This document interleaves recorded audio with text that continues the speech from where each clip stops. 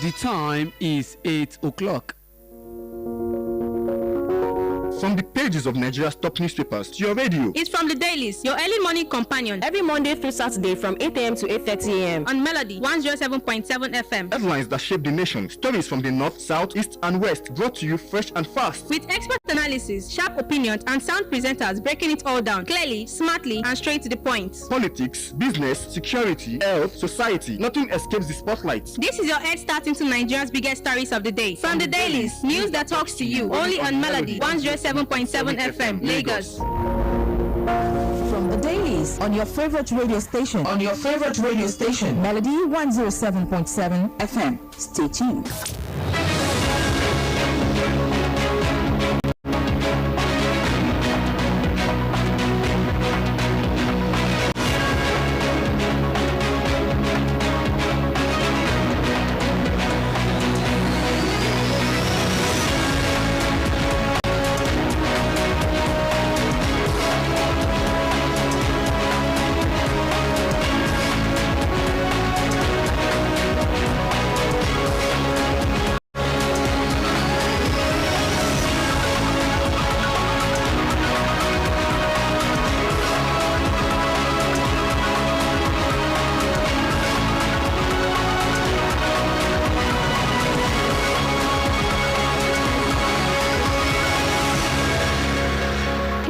Another morning to give you fresh stories from our national dailies in Nigeria on Melody 107.7 FM. Welcome to another Saturday, which is another edition of From the Dailies, which is our English paper review here on Melody 107.7 FM. Time check, you see that it is 2 minutes after 8, and I will be here from now up until 8:30 a.m. Today being the 8th day in the month of August 2026, I am Damilola Ologbon, welcoming you to another exciting episode of From the Dailies, where we keep you informed about things happening in our country. Remember, I will be giving you stories from our front covers of our national newspapers. Before diving into details of some of the headlines, I will be reading out to you from the front cover. However, you can join me live on Facebook at Melody FM 1077. Melody FM 1077. And From the Dailies comes on Melody FM 107.7 every Mondays up until Saturdays from 8 a.m. up until 8:30 a.m. Join me as I take you through the front covers of our national newspapers this morning. And I've got stories from the Vanguard, the Saturday Tribune newspaper, however, from the Nation, and also from the Punch newspaper this morning.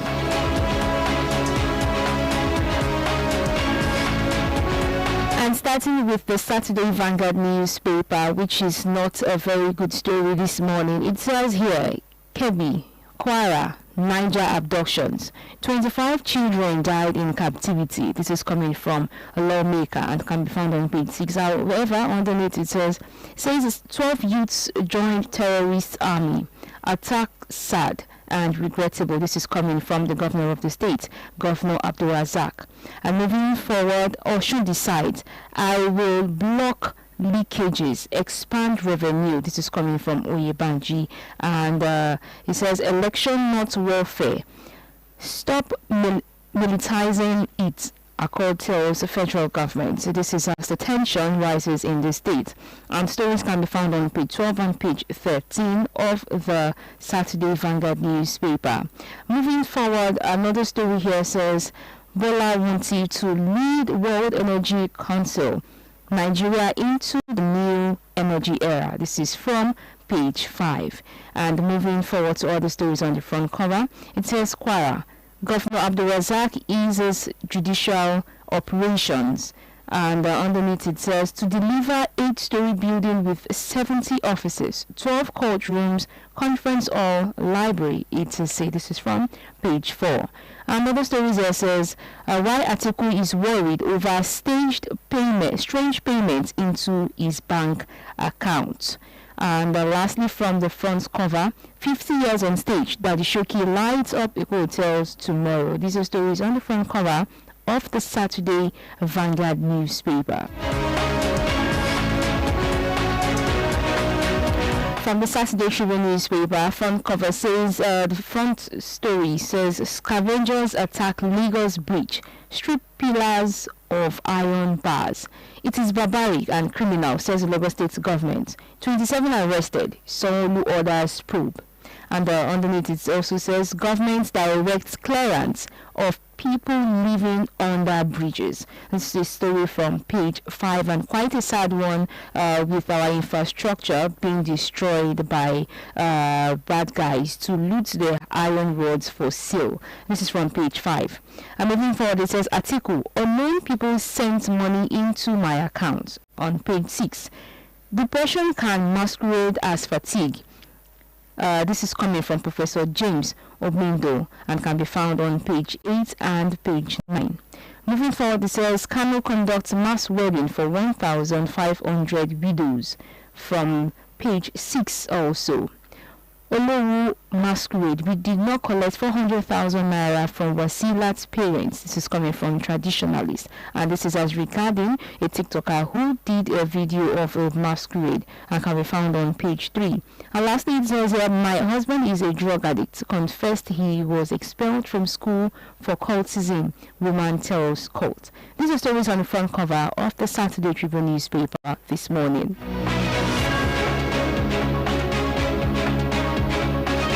Moving to the Saturday Punch newspaper, EFCC boss in sack, storm over Osun, are called NNPP. Netizens demand Olukoyede's removal. EFCC independence faces scrutiny. Falana tackles president. And lastly, Commission froze 3 accounts. This is according to documents. And this is as regarding the tension that has arisen in Osun State over the frozen accounts of Osun State by EFCC. Can be found on page 2. And this is as the state is preparing for the gubernatorial election coming up next Saturday. Moving forward, it says here, deadly crossing. How declining footbridge use turns highways into killing fields. This is also on the front cover. Star denied visa over wrong certificate. This is coming from South African envoy as regarding the tension between South Africa and Nigeria. However, South African envoy has clarified reason why they denied Nigerian artist entry into the country. Other stories concerning entertainment scene. Family question my son's paternity. Maltreated my wife. This is coming from one of P Square twin, Mr. P, also known as Peter Okoye, and also can be found on page 17. 13 died. 12 children remain in Kwara terrorist den. 7 women lost babies in 6 months captivity. This is coming from a survivor. Dark week in entertainment as 4 stars die. These are stories on the front cover of the Saturday Punch newspaper. And quickly on the front cover of the Nation newspaper, how fake agency director blew 400 million naira. This is coming from police. 2 directors, 3 others implicated. 22 additional suspects interrogated. As a Damilola signature, an act is being forged. This is coming. This is also on the front cover and can be found on page 4. Tears of joy as Governor Abdul Razak receives released Kwara abductees. Can be found on page 22. Court remands a woman for allegedly serving boyfriend's manhood. Can be found on page 27. Tinubu's project winning public confidence in Benue can be found on page 5.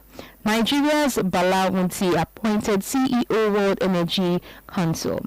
Can be found on page 27.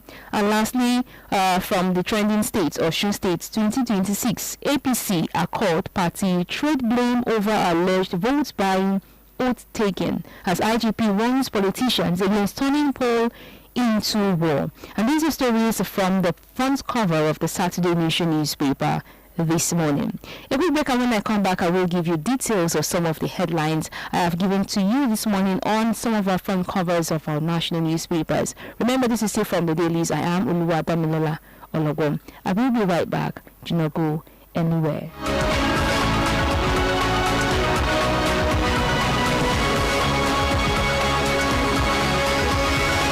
Turn it on. Tune it. Tune again. Again. Hello, Melody. Levitia. Dailies is Melody 107.7 FM. Now stay cool with Melody. Melody FM. 107.7 Melody FM. Melody FM 107.7. Stay cool with Melody.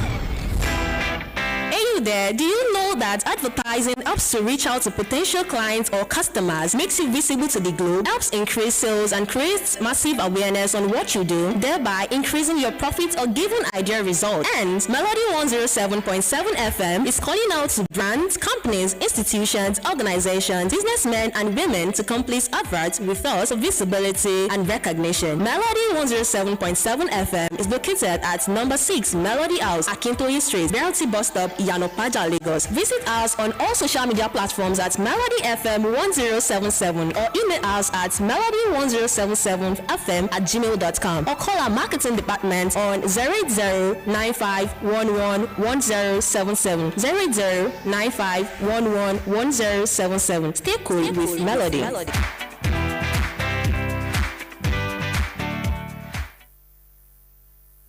From the Dailies on your favorite radio station. Melody 107.7 FM. Stay tuned.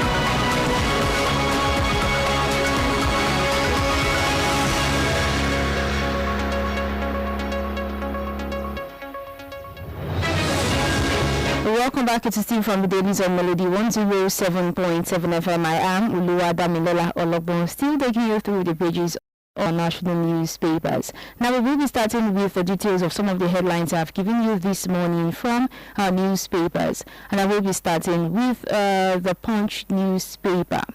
And the first story I will be starting with is by its trending power. EFCC burst in sack storm over Osun. And the lead of the story says calls for the removal of the chairman of the Economic and Financial Crimes Commission, EFCC, Ola Olukoyede, intensified on Friday as opposition parties and some Nigerians responded to the freezing of the Osun State government's account. They describe the action of the anti-graft agency as politically motivated, alleging that the commission had demonstrated party, and many netizens asked President Bola Tinubu to sack Olukoyede if he did not resign. Some groups, however, asked the EFCC boss to leave honorably after the president disowned his action. The EFCC had on Wednesday ordered a post-no bill on the Osun State government account domicile with First Bank on grounds of suspicious transactions. The commission claimed that it had been investigating the accounts since March 2026 and that it had the power to freeze an account for 72 hours based on reasonable suspicions. More of the story can be found on the Vanguard newspaper. However, a latest story from the Vanguard newspaper says EFCC can freeze state accounts, must obtain court order within 72 hours. And this is coming from Falano. Human rights activist and senior advocate of Nigeria, San Femi Falano, has said the Economic and Financial Crimes Commission, EFCC, acted within its statutory powers by placing restrictions on the Osun State's government's account. Falano, who spoke on Friday during an appearance on a television station, said the commission could place a post-no debit restriction on a state government's account, provided it obtained a court order within the period prescribed by the law. Moving forward, according to him, the legal authority of the EFCC to impose such restriction had already been affirmed by the court. He cited a 2022 judgment of the Court of Appeal in a case involving the Benue State government and EFCC, saying the decision established that the Commission could impose a PND restriction for up to 72 hours pending an application to court. More of the story can be found in the Vanguard newspaper this morning.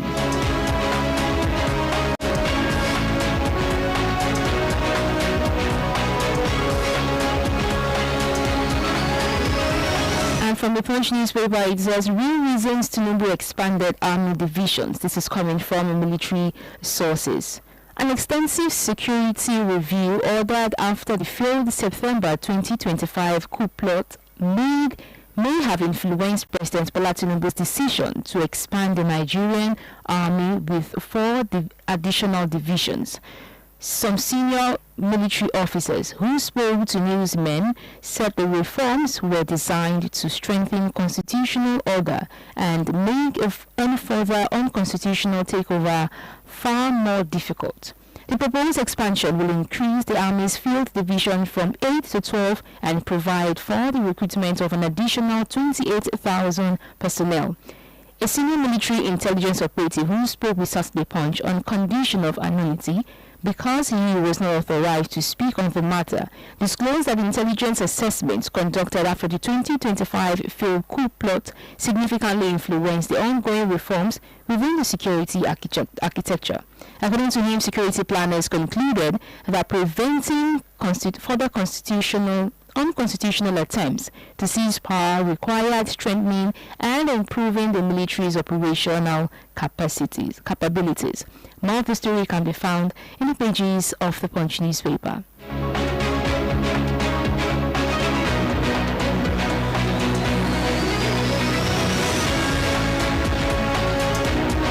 From the Vanguard newspaper, still concerning EFCC and Osun State, it says that Tinubu's EFCC directive over Osun's government account sparks fresh questions over agencies' independence. President Bola Tinubu's directive to the Economic and Financial Crimes Commission to vacate the court order freezing the Osun State government's bank account has raised questions about the anti-graft agency's independence. Moving forward, it says many Nigerians are taking to social media to ask whether the president can order the EFCC around, wondering whether the anti-graft agency in Eritrea in the probes of former Humanitarian Affairs Minister Betta Edu and former Kogi State Governor Yahya Bello were due to presidential interference. Some of those who questioned the president's action were the African Democratic Congress, ADC, its presidential candidate Atiku Abubakar, and a senior advocate of Nigeria, SAN, all weighing in on the implications of the rule of law. The development followed Tinubu's directive on Thursday ordering the EFCC to immediately return to court and vacate the order freezing the Osun State government's account. The president said although the commission acted within its statutory powers, the timing of action days before the August 15 governorship election in the state was inappropriate, adding that he felt deeply embarrassed by the development because actions of federal agencies are often attributed to presidency. More of the story can be found in the pages of the Vanguard newspaper.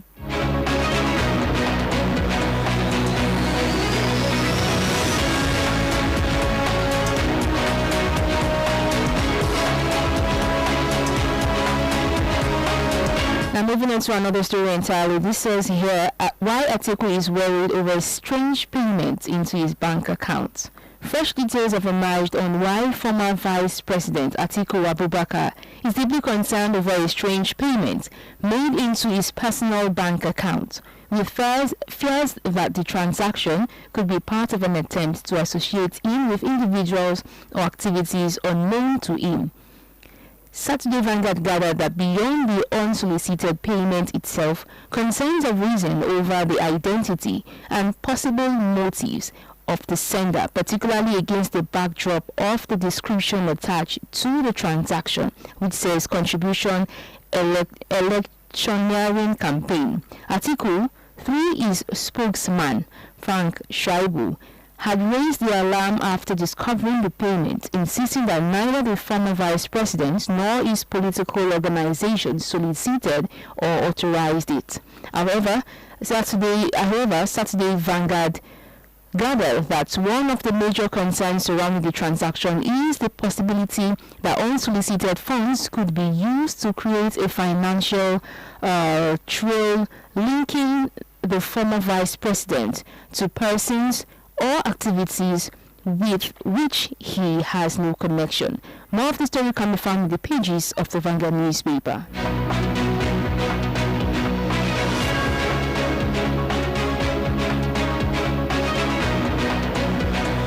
And quickly from the Nation newspaper, it says a Halfake agency director blew 400 million naira. This is coming from police. The Nigerian Police Force has uncovered how fake Director General of fake Presidential Economic Advisory Council, Presidential Foreign Intervention Promotion Council, Prince Adeyemi Matthew, blew 400 million naira on cars, relatives and luxury items. Contrary to his claim, the police discovered that he never converted the 400 million naira to dollars. There was no record he gave that the chief of staff to the president, Honorable Femi Gbajabiamila, any money. The principal suspect also contradicted his allegations against Gbajabiamila by claiming that he secured the appointment in March 2024 and gave 400 million naira bribe to get appointment in 2025. It was also discovered that he obtained another 100 million naira loan from a microfinance bank to meet up with his high life taste. But 5 top government officials have been identified and praised for playing a major role in facilitating the commission of the offences.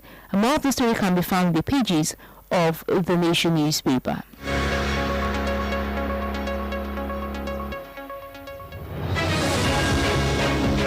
And lastly, from the Nation newspaper, tears of joy as Abdul Razak receives released Kwara abductees. It says Kwara State Governor Malam Abdul Razak yesterday received the rescue abductees from Kayama local government area in Ilorin, the state capital. The governor said the February bloody